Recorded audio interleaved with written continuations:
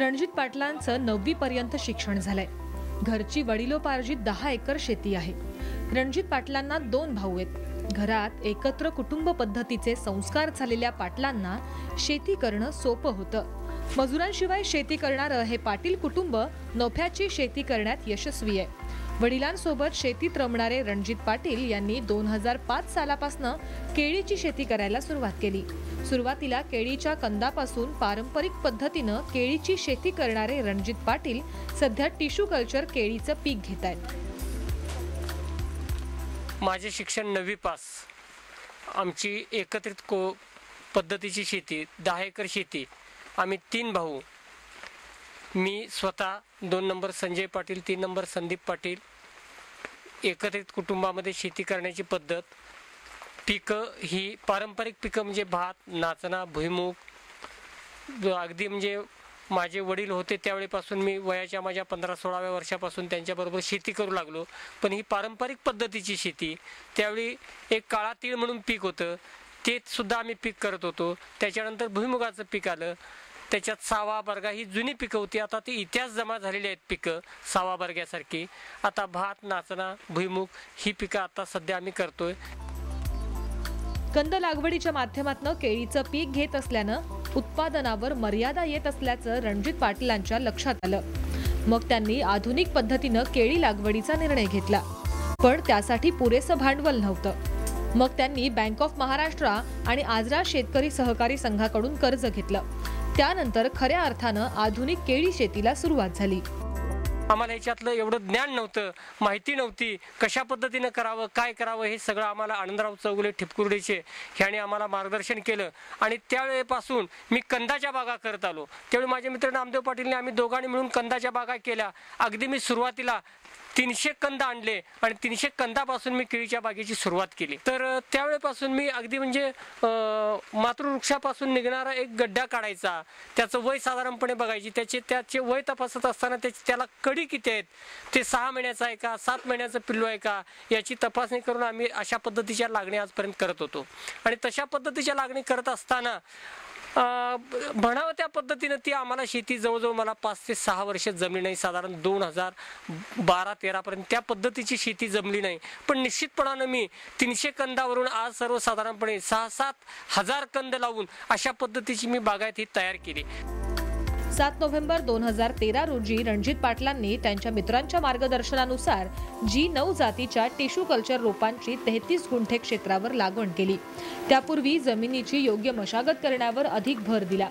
रासायनिक खतांचा भरमसाठ वापर करण्याऐवजी शेणखत, लेंडी खत, कोंबडी खत आणि पूर्वीच्या केळीच्या बागेच्या कंपोस्टचा पुरेपूर वापर या 33 गुंठ्यात करून घेतला। त्याचबरोबर पाणी व्यवस्थापन आणि औषधं, सूक्ष्म अन्नद्रव्य यासाठी ठिबक तंत्रज्ञानाचा अवलंब केला।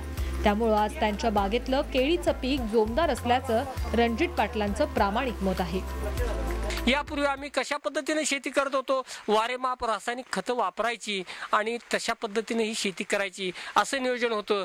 परंतु स्वतःचं वाहन आणि घरची कष्ट करणारी मंडळी असल्यामुळं या जमिनीमध्ये पूर्वीची केळीची बाग होती, ते आमच्या भावानी सर्वांनी आम्ही मिळून एकत्रित असल्यामुळे ती काढून टाकली आणि त्याच्यानंतर ताग आणि तिळाचं एक याच्यामध्ये पीक घेऊन ते कुजवून घेतलं आणि त्याच्यानंतर 6x6 वरती सऱ्या सोडल्या। सरीमध्ये एकरी 4 ट्रॉल्या शेणखत आणि 2 ट्रॉल्या बकरी खत याचं नियोजन केलं आणि ते पसरवून घेऊन 6x6 वरती या रोपांची लागण करून घेण्यात आली।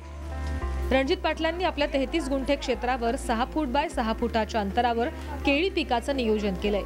सध्या बागेत एकूण 1000 रोपं उभी आहेत। यासाठी त्यांना पूर्व मशागतीपासून आतापर्यंत 1,40,000 रुपयांचा खर्च आलाय। तर बँकेकडून घेतलेल्या कर्जापोटी 15,000 रुपये व्याज असं मिळून जवळपास 1,55,000 रुपये खर्च झालेत। सध्या केळीच्या उत्पादनाचा अंदाज पाहता घडाचं वजन सरासरी 35 किलो निघणार आहे। त्यामुळे अंदाजे 35 टन उत्पादन अपेक्षित असून बाजारभावाचा विचार करता 3.5 लाखांचं उत्पन्न निघणार आहे। त्यातून खर्च वजा जाता जवळपास 1,95,000 रुपये निव्वळ नफा शिल्लक राहील असा ठाम विश्वास रणजित पाटलांना आहे।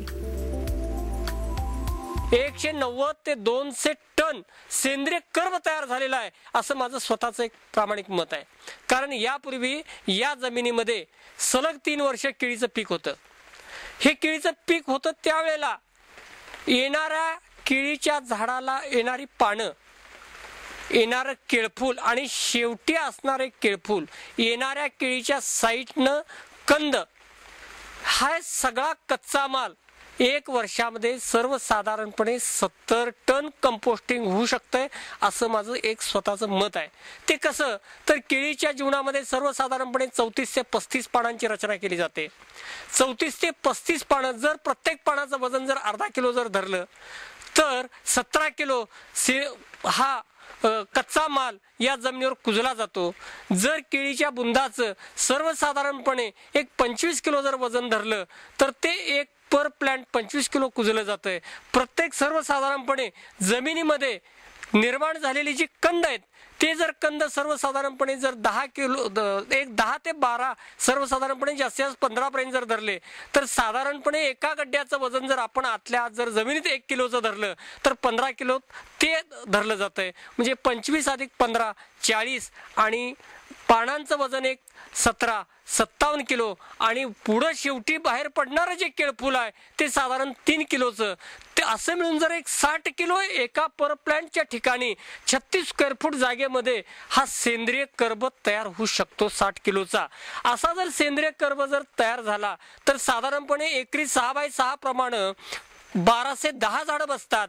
1210 झाडांचं ढोबळमानानं जर हिशेब केला तर 72 ते 73 टन हे सेंद्रिय कर्ब, पालापाचोळ्याचं खत ऑटोमॅटिक ह्या जमिनीमध्ये तयार होत असते. आणि मी ते संपूर्णपणे पाला अगोदर तण आलेले मी बाहेर न टाकता याच जमिनीमध्ये ती कुजवण्याची, गाडण्याची क्रिया केलेली आहे. आणि अशी सलग गेली 3 वर्ष सलगपणानं मी ते सेंद्रिय कर्ब या जमिनीत तयार करण्याचं काम केलं. आणि त्याच्यामुळे साधारणपणे 3 वर्षाचा जर आपण हिशेब काढला तर 210 टनापर्यंत सेंद्रिय कर्ब या जमिनीमध्ये कुजलेला आहे. तरुणांना शेतीकडे वळण्याचा प्रामाणिक सल्ला देणारे रणजित पाटील सरकारच्या शेतकरी धोरणांबाबत मात्र वैतागलेत. त्यांच्या मते सरकारी योजनांच्या बाबतीत शेतकऱ्यांना फक्त गोल गोल फिरवण्याचंच काम केलं जातं. त्यामुळे तरुण पिढी शेती करण्याकडे वळत नाही. त्यांनी स्वतः केळी बागेसाठी केलेल्या ठिबक संचासाठी सरकारी योजनेतनं अनुदान मिळावं यासाठी अनेकदा प्रस्ताव दाखल करण्याचा प्रयत्न केलाय. पण अद्याप त्यांचा प्रस्तावच कृषी विभागानं स्वीकारला नसल्याचं त्यांचं म्हणणं आहे. फार मोठ्या घोषणा केल्या जातात की ड्रिप बसवा, ड्रिपसाठी एकरी 50% सबसिडी दिली जाईल. पण प्रत्यक्षात मी 2013 साली हे ड्रिप केलेलं आहे. आजपर्यंत या मंडळींनी माझा प्रस्ताव दाखल करून घेतलेला नाही. ज्या वेळेला कृषी खात्याकडे चौकशी केली जाते त्या वेळेला अजून तो तसा प्रस्ताव घेण्याची परवानगी नाही आहे असं सांगितलं जातंय. आजचा जो युवक शाळेकडे वळतो, शिक्षण घेतो, शिक्षणाकडे वळतो, कॉलेज करायचं आणि एक उद्दिष्ट डोळ्यासमोर ठेवायचं की फक्त सर्व्हिस करणार, तर या भारतीय तरुणांना माझी विनंती आहे की त्यांनी फक्त सर्व्हिस, उद्योग हे डोळ्यासमोर न ठेवता भारतीय शेतीचा विकास घडवून आणणं, विकास करायचा असेल तर शेतीकडे प्रामाणिकपणानं लक्ष देणं ही अगदी काळाची गरज आहे.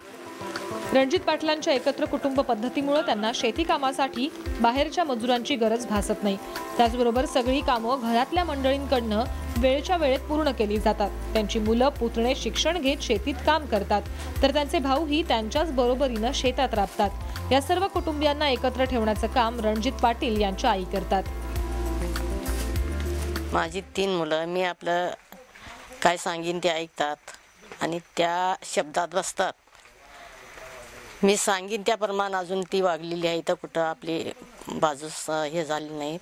आणि आम्ही एक ठिकाणी सगळी मिळून शेती करतो. एकत्रित कुटुंब पद्धतीत शेती करत असल्यामुळं आम्ही वेळच्या वेळी आम्ही घरच्या घरीच कामं सगळी शेतीतली करत असल्यामुळं आम्हाला मजुरांची समस्या भेडसावत नाही. आम्ही घरच्या घरी शेती काम करून भरपूर उत्पादन घेण्याचं काम आम्ही करतोय. सध्या बाजारात दिवसेंदिवस केळीची मागणी वाढतीये. जेव्हा बाजारात कोणतीच फळं उपलब्ध नसतात तेव्हा केळी हे एकमेव पर्याय ठरतं. त्यामुळे केळीच्या मागणीत देखील सातत्यानं वाढ दिसून येते. या बाबी ध्यानात घेऊन रणजित पाटलांनी तरुण शेतकऱ्यांना शेतीकडे वळण्याची दिलेली हाक नक्कीच प्रेरणादायी ठरणार आहे. राजेंद्र हंकारेसह ब्युरो रिपोर्ट, साम टीव्ही, कोल्हापूर.